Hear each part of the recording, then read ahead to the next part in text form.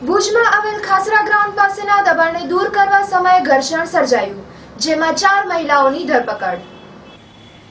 જ્યારે આ દબાણ હટાવવાની પ્રક્રિયા ચાલુ હતી ત્યારે અમુક મકાનમાં મહિલાઓ દ્વારા આ કાર્યવાહીમાં અડચણ ઊભી કરાઈ હતી, જેથી પોલીસ દ્વારા આ મહિલાઓની ધરપકડ કરવામાં આવી હતી।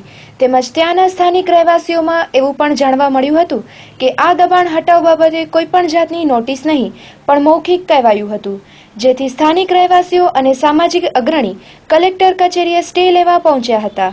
તેમજ સ્થાનિક રહેવાસીઓના ઘર્ષણનું કારણ કોઈ રૂપિયાની લેતી દેતી ન થઈ હોવાથી આ દબાણ માટે જોર કરાયું હતું। મારું નામ સુમરા હુસેન સુમાર। આજ રોજ તારીખ 5 અને ગ્રાઉન્ડની બાજુમાં પડતર જમીન પર બેઠેલા દબાણવાસીઓ આજે સવારના આ ટાઈમે અત્યારે ઓચિતાના આવેલા સરકારી કર્મચારીઓ સિટી સર્વેના છે કે નગરપાલિકાના છે અને પોલીસ ખાતું ભેગું છે અને એ લોકો વગર નોટિસે વગર જાણે અજાણે અને અમને મકાન પાડવા સુધી તૈયારી કરે છે અને અમને કહે છે મકાન ખાલી કરો। મકાન ખાલી કરવા અમે તૈયાર છીએ। ગ્રાઉન્ડમાં આવતું હોય, રસ્તામાં આવતું હોય, ટ્રાફિકમાં આવતું હોય, પાણીના નાલામાં આવતું હોય, કોઈ બી રીતે સરકારને અડચણરૂપ જઈ અમારું મકાન હોય તો અમે આજ રોજ ફગાવવા તૈયાર છીએ। અમે એક રાતમાં મકાન બનાવ્યું નથી। આજે સાહુકાર માણસ હોય એ મકાન બનાવે તેને 4 મહિના લાગે છે।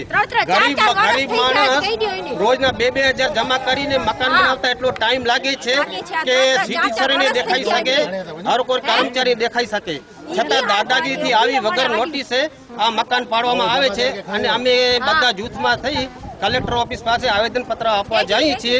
કલેક્ટર શું નિર્ણય લે છે તો અમે આગળની કાર્યવાહી કરશું, નહીં તો દબાણ અમે વટાવશું સરકારશ્રીને કે જુઓ આ દબાણ છે, પાણીના નાલા ઉપર છે, ડાબડીના નડતર છે, એ તમે દબાણ ફગાવો પછી અમારા ફગાવો।